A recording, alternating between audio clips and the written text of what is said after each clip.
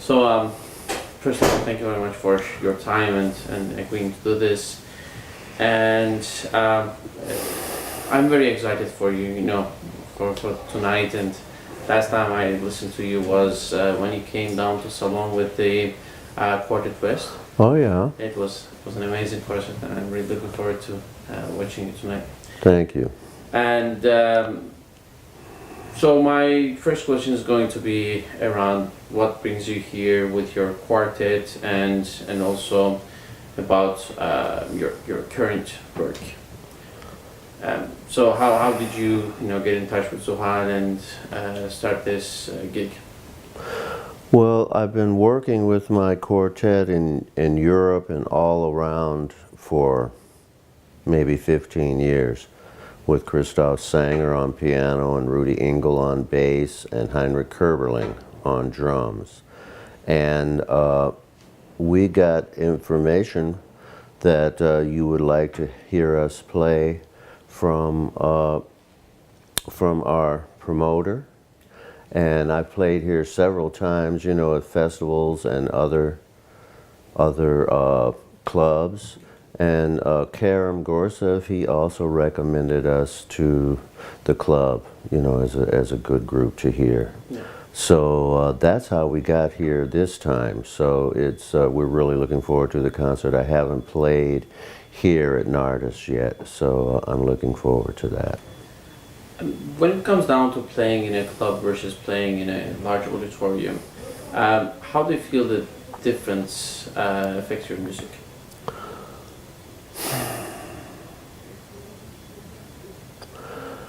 When you play in a club, the audience is closer, and the relationship to the musician and the people is more intimate.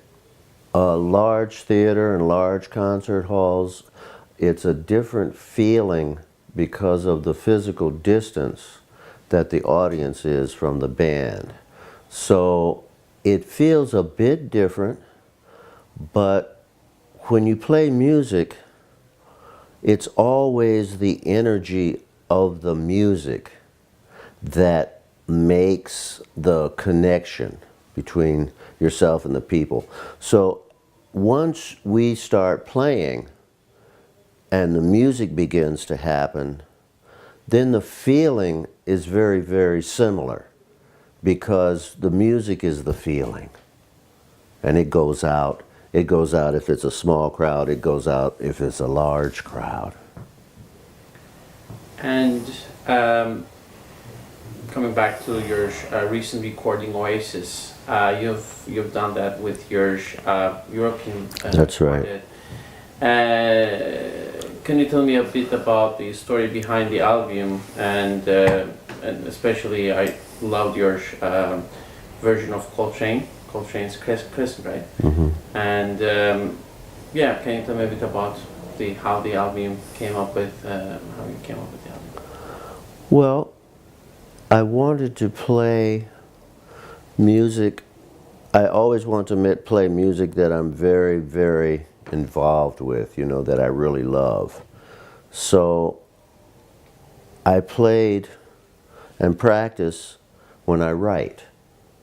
And so when I'm practicing, melodies come to my mind and harmony. So while I'm practicing, I write tunes. I wrote Oasis when I was practicing, and then finished it off harmonically with my friend Jeremy Montero, who lives in Singapore. Yeah, and the other one, the waltz, also I wrote with Jeremy too. Christoph Sanger contributed a tune called Palmito, and that's a composition that he worked on, and then we played it together, and it felt good to play. Heinrich Kerberling's tune called Banwa, he wrote, and then we worked on it together, playing it also. So all of the music on Oasis is music that I have worked with friends of mine. It's also music that I really love to play. I grew up listening to the music of John Coltrane, and I still listen to the music of John Coltrane quite regularly. So I always loved Crescent, and I always wanted to play a great Coltrane tune. I always like to do that just about every CD I do. And I also like to play classic bebop tunes, you know, great bebop tunes. So we have a great bebop tune on this CD by Dizzy Gillespie and Charlie Parker called Sure Enough. And so that is a very special music form. A lot of people don't play it anymore. It's quite difficult, but it's very energetic music. So, you know, the music that I play is music that I'm really interested in and I really love. When it comes down to your style, do you feel like you associate your style, your playing style, or your composition style with any specific genre, like bebop or post-bop, or how do you feel, or yeah? Really, it's just music that I like. And so I've been playing music my whole life. There's a lot of music that I really love, you know. So the tunes that I play are tunes that I really like, and the style or the genre is genre that I enjoy being involved in, you know, because when I learned how to play, I grew up listening to Charlie Parker and Dizzy Gillespie and John Coltrane, and all of that music is a part of what I am. And then when I play newer compositions or when I compose, there is a lot of that music that I grew up listening to in what I write now. And then I keep listening to all kinds of things, you know, so it makes my vocabulary as a musician larger. The other question, you have a quartet that you tour in the US and you have a quartet that you tour regularly in Europe. And how did that evolve, that you have two different quartets, and do you take your European quartet to tour in the US, or is there any significant difference in terms of the music with the two of yours? Well, you know, any time that you have different musicians, because our music is so interactive, anytime that you have different musicians, it changes the music. Christoph Sanger and I started playing in Europe together years ago, and then the group evolved here. My group in California that I play with, I've been playing with them for 20 years. What I want to do is to start putting both groups together. I'd like to do concerts with both groups, and we're working on getting that together.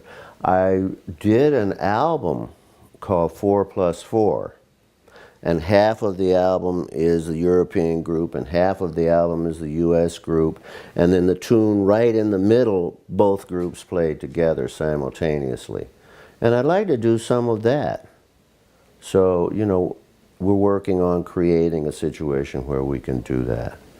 But, you know, anytime different people play the music, it changes the music. You know, I go to Southeast Asia and I play with my friend Jeremy Montero, and I play with Asian musicians, you know, and I play with people that are from the United States that live in Thailand and this kind of thing. And we play over there and tour and tour Asia. And that group has a different sound too. About your friendship with Jeremy Montero, you've been friends for many years, and you've been working together. Can you tell me a bit about how you guys met and how did you start to collaborate on music? I met Jeremy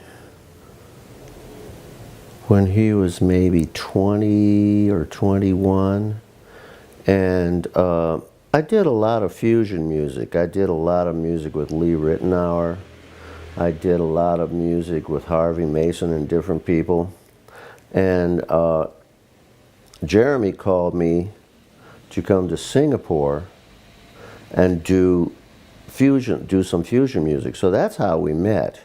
And then we started playing together and writing together, and the music evolved. But we've been playing together for 20 years also. Yeah. You have also Quartet West, obviously, on the side as well, with Charlie Heaton and the guys. Right. How can you do, the US quartet, the European quartet, you're regularly working with Jeremy Montre, and you have the Quartet West, and all of these groups have been over 20 years. I think Quartet West is going to be 30 years soon. And how do you feel like you're sustaining these relationships in terms of the music? Well, it's every time you play, every time I play, it's like everything is brand new. Every time I play, it's like a new day. It's like new music. And so the focus is always on now. So when you play with people for a long time, and we all like each other personally, and we all play a lot together, still when you go up on the stage to play, it's always brand new. You never really know what's going to happen. That's the magic of jazz. That's what jazz is about. Jazz is about spontaneous composition. It's about being spontaneous. It's about what's happening right now. And so because of that, you can play with the same people forever, because every day it's different. And each time you play, something, a different idea comes up, and I guess that's the excitement, right? Right. I have a question that will take you back to the past. What do you think is the key learning that you got when you were playing with the Buddy Rich Orchestra and touring in the world, when you were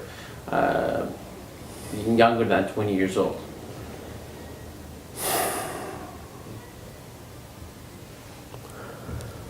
I think the key for me is to really love the music, and that I've learned from playing with different people, that I've learned from myself. If you really love the music and you practice and you study and you get as good as you can possibly be, then there's always good things that come to you. So for me, it's being focused and centered in the beauty of playing the music. And then when you do that, other people hear that in what you do, right? Music, like all other forms of business or whatever, it's always about personal relationships. And if people like what you do, they are drawn to you, and if you like other people, you are drawn to them. So people who think similarly sort of create their own, and they create their own environment. And the music world is an environment, and we all mostly know each other, and we respect each other, and we love the way that other musicians play. You also do a lot of master classes when you're touring, and because you have that educational DVD on music, and when you're doing your master classes with young musicians, what is usually your, a few of your recommendations to these young musicians, except they should love what they should be doing? Basically, it's from that. Basically, it's from loving the music. If you love music and you love playing your instrument, then it shouldn't be a problem to practice. You cannot play an instrument unless you do practice. So what I focus on is practicing techniques, explaining to young people that the discipline from practicing and learning your instrument and learning about music, from that discipline comes the freedom to play what you hear and what you feel. And since jazz improvisation is spontaneous composition, what we try to come to on our instrument is a point where we can simultaneously play whatever we hear. So it's like singing, or it's like talking.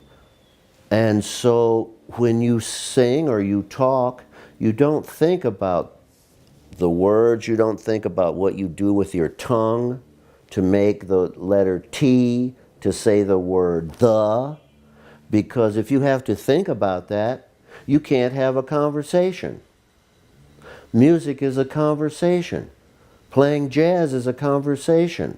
So when you're having a conversation with other musicians, you have to be free to react to what they do. And so that is why we have the discipline of practicing and learning the craft of music.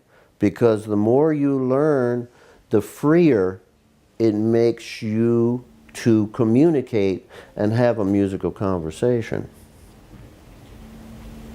What about the business side of music? You've been playing in writing, composing, and directing, and on the other hand, you have the label company for 8 years now. And how do you feel that matches with your musician side, being on the business side of music? It's all a part of the music. It's all a part of projecting the music. My wife Patricia and I, we are the record company. So I write the music, I practice, we rehearse, and we record. I record with my guys. My wife Patricia, she does the artwork, she does the graphics, and she does the planning in that way. And then we put it all together. We started our own company so that I could play the music that I love with the people that I love. So because it is our own company, I don't have to ask anybody else's permission about what tunes I record, or how long they're going to be, or how many are going to be on the project. So for me, it's a freer function within the music business, because I'm not working for anybody else but myself. I worked for other people for years and years and years, and I learned how the music business works, and I learned how production works. You know, I worked with everybody, and I spent a lot of time with people that do pop music and R&B music and all of that, and I watched, and I was in the booth, and I listened, and I saw how people put those kind of projects together.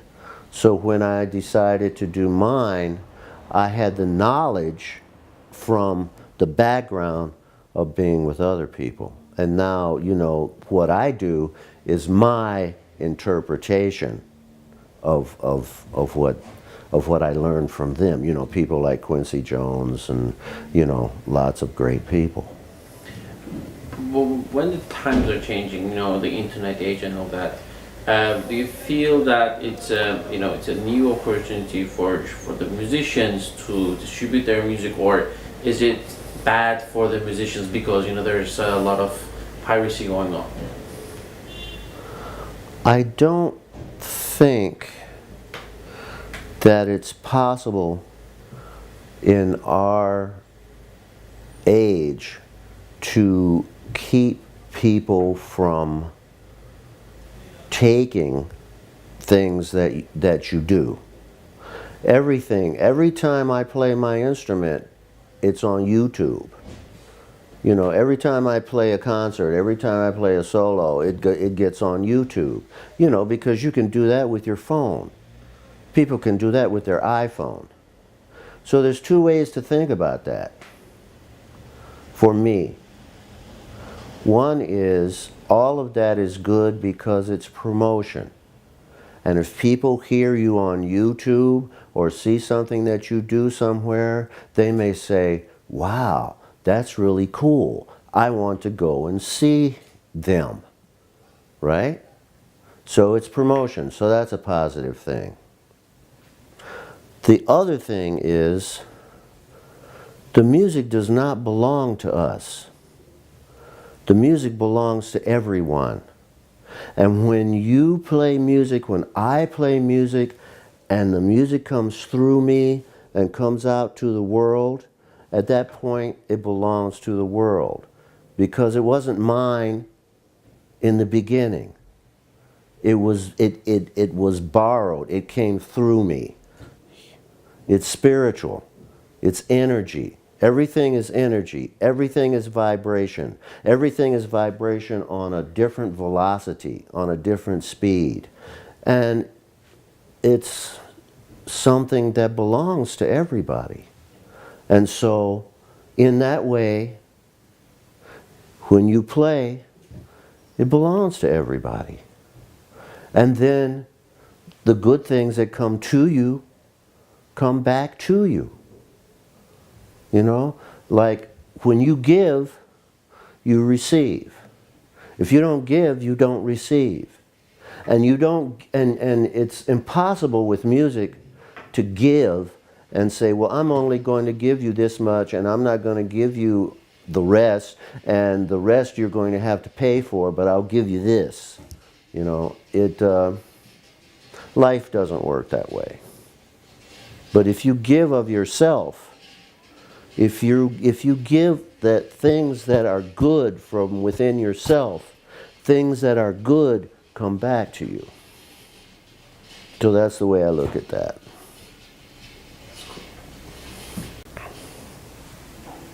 Right.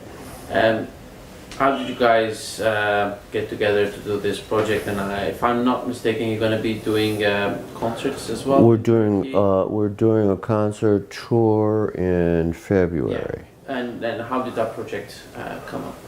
Well, it came about through, I met Karim years ago at another place I was playing, and we struck up a relationship. We really liked each other and respect each other. He's a great player. And on one of my trips here, he asked me to play on a project that he was doing. And so I agreed to that, and we recorded a beautiful project with a large orchestra. And that worked out great. And so he asked me if I would be interested in doing some live playing, doing some concert. And I said that would be beautiful. So we put that together. Told me that you're planning to do a project with both of your quartets, and do you have any plans for the future? Any other plans? Any recording plans? Well, we always have plans. We're always working on things. When I go back to the U.S., I'm going to Chicago to do a project related to the music of Frank Zappa. I spent a lot of time with Frank in the 70s, so they're doing a tribute to Frank Zappa in Chicago with the Chicago Jazz Orchestra on the 29th of December, and then I'm going to have most of January, and I'll be practicing and writing and getting new things together. And I have to put a program together for, there's a concert of the music of John Coltrane and Thelonious Monk that we're going to perform in Florida.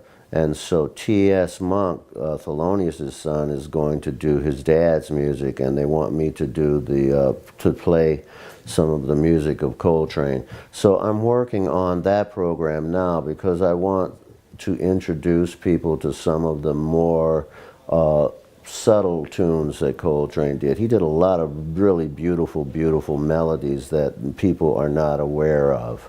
So I want to put together a special program of that, so I'm working on that too. So there's always, you know, there's always things to be practicing for and writing for. You also recorded with Monk, right? For Monk's Blues album. Right, with Oliver Nelson. Yeah, how was that? It was great. You know, it was a lot of fun. It was Monk's great quartet with Charlie Rouse, and then a big band with that Oliver Nelson wrote the arrangements for. And then we did a live performance of that music at the Monterey Jazz Festival that year. So it was a wonderful experience. Yeah, it was great. One last question is going to be about your instruments. You use I cannot pronounce that. It's Julius Yeah. Kyleworth. Kyleworth, yeah. Yeah. Thank you. And so how did you find out about that, and why are you using this? A friend of mine asked me to try it, Yeah. and I tried it and I liked it. That's the way it works with everything. You know, all of my instruments have been really good instruments. So I'm usually happy with what I'm playing. But if someone asks me to try something, I always try it. You know, I call it I try to keep my windows and doors open, so that if an opportunity is presented, I try it. When I try something that somebody wants me to try, and it's immediately better than what I'm already doing, then I make a change. If I try something that somebody wants me to try, and it's not immediately better, then I don't say to myself, well, in 2 or 3 weeks, I can make this as good as that. You know, I can't step back, but I step forward, right?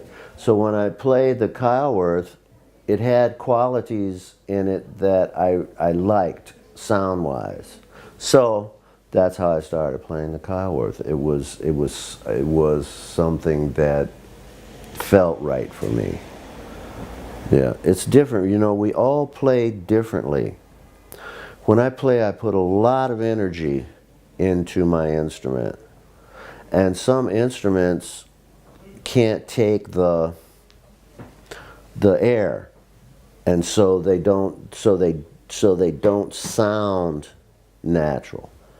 But the instrument that I play now, this Kyleworth, I can put a lot of energy into it, and the sound comes out right.